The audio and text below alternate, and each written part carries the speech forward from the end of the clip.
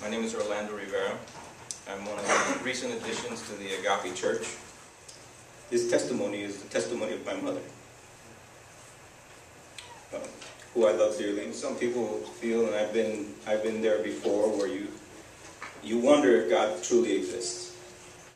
I'm an anesthesia provider, and so as an anesthesia provider, I'm very familiar with anatomy and physiology. Pretty much what you would consider an expert when it comes to the physiology of the human body. In February of 2010, I received one of the most devastating news that any son can receive. My mother had brain cancer. And so, having my oncology background, this was very difficult for me, because a lot of times tumors that occur in the brain are very difficult to eradicate.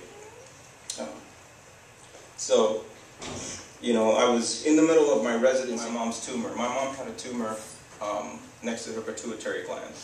The pituitary gland is about the size of a pea. My mom's tumor was the size of an olive. Okay, the surgeon, who was probably one of the best neurosurgeons in Puerto Rico, had called us and sent out for a set of CT scans and an MRI just to confirm that, one, she wasn't having a major brain bleed, and that, two, that there was not going to be any other physiologic changes with my mom. So my grandmother also had Alzheimer's. She's a wonderful woman. She's got a sense of humor probably better than mine, and she was her caretaker. And my grandmother could not remember most of the time who my mom was, sitting in her recliner. And for a moment, she had clarity. She grabbed my mom's hand and told her that the Lord was going to heal her, that He was going to do a miracle so that we could be witness to His greatness. In that moment, my grandmother asked my grandfather to go make her some soup. And while he was preparing a soup for my grandmother reached over to my mom's hand and said, "He's even more glorious than you could possibly imagine." Amen. And she passed away. Amen.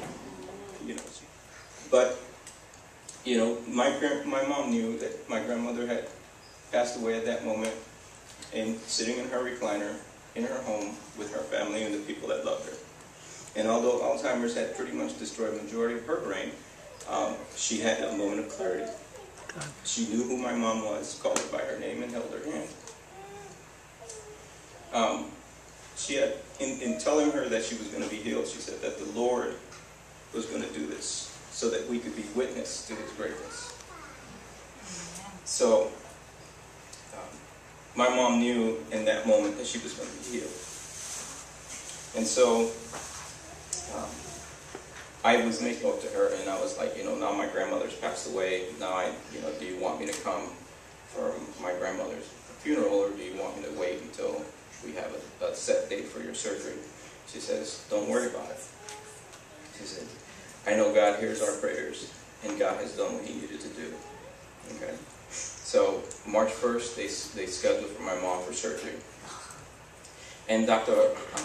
Almodovar, he's probably one of the best neurosurgeons on the island of Puerto Rico. And when I mean he's one of the best neurosurgeons, he's one of the guys that came out to Harvard Medical. He is probably the best in the nation as far as neurosurgeons are concerned. So he discussed the surgery with my brother. He discussed with my mom and potential complications that he potentially could encounter, that she could be blind, her pituitary could be completely destroyed, and then it's a matter of time before her body would just begin to shut down. So it's a very delicate procedure. Okay, you have to go to school for a very long time and become very proficient at doing surgery in the brain. So we were blessed that we had this surgeon that was going to take care of my mom. He also ordered a second set of MRIs and CT scans to confirm the location of the tumor, and that nothing had changed in the last 30 days. And everything stayed on track. heart rate issues, there's hypertension, diabetes was concerned. She's kind of a big lady, so all of these things are potential complications that could extend her ICU stay. We expected for her to be about 3 to 4 days in the ICU, followed by about a week worth of being on the step-down unit on the ward to take care of her. So I arrived in Puerto Rico. My brother, who was tearful and pretty much, worried, this is our mom, So I told him, don't worry about it. God's going to take care of it. We're going to be fine. Our dad had passed away, so now we're technically only one parent. And, when you have both parents, you kind of take it for granted. But then you have one parent and you realize how important that person is. So even though I had a little bit of doubt, I confided in my mom because I trusted my mom. My mom is a very devout Christian, and she has a profound belief in God. Profound belief. And my mom was like, you guys need to relax. She goes, I'm having surgery and I'm relaxed. I'm not concerned. And I'm like, but Mom, and I'm thinking my background, I'm like, this is just not going to be good. And she's like, God's going to do a miracle, and you and your brother are here because anytime God does something, there are always witnesses to His greatness. And that's why we were there. So we prepped. My mom was admitted the night before. That following morning, we got in there. And 6 o'clock in the morning, she was scheduled for surgery. But unfortunately, 6 o'clock in the morning came, 7 o'clock in the morning came, and no surgery. So we became a little worried and concerned. She was like, don't worry about it, it's all taken care of. That night, there was a gunshot wound, and the surgeon was in there doing emergency surgery. So about 6 o'clock in the evening is when they finally take my mom back to the operating room. So we headed back with my mom, was escorting her all the way to the point where the main OR is. Dr. Aldomar came out, and he said, we're going to do everything we can, just understand that there might be some complications. But it wouldn't be much longer. A couple hours later, my mom said, she should be out in a couple hours. We're still waiting. A couple hours later, we're still waiting. So my brother and I are starting to get a little concerned because it's been about 6 to 8 hours since she's been in the operating room. The doctor finally comes out and he greets us, and he has this puzzled look in his face. And to me, that was, I've seen this look before from surgeons, and it's kind of concerning. And I was like, so he has the MRI scans and the CT scans in his hand, and he's looking at them. And we were like, Dr. Lamar, how do things go? He says, he has a confused look in his face. He says, I'm not sure. And we were like, what do you mean you're not sure? You're the neurosurgeon. He's like, I'm not sure. He goes, I went in through the procedure and to the area where the pituitary and the tumor was supposed to be, and there's no tumor.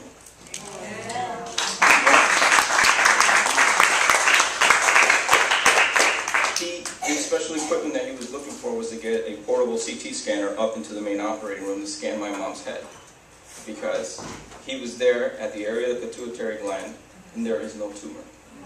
There's nothing. And he came out and he sat with us and he says, I'm a very educated man. I've been a neurosurgeon for a very, very long time. I win awards and I've never, ever seen this. He says, here's your mom's scan of 30 days ago. Here's her scan 2 weeks ago. And here's her scan right now. He says, there is no tumor.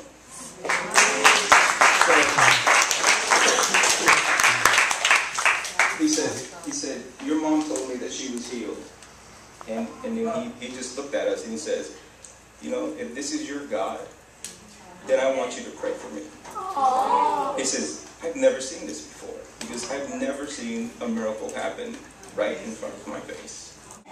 And so, to this day, 2 years later, my mom should have been blind. My mom should have had some hormonal problems. My mom should be in worse shape. Okay? She was in the ICU for about 4 hours. She was in the step-down unit for about 2 hours before they extubated her, and she started joking around with the nurses. The following morning, we brought her home. And I was like, so you're home? We were like, she's like, I told you I was fine. And, I did what I needed to do, cook for her that day. But at the second day of my stay there, my mom got up, cleaned the house, cooked me a dinner, and she's like, now it's my turn to take care of you.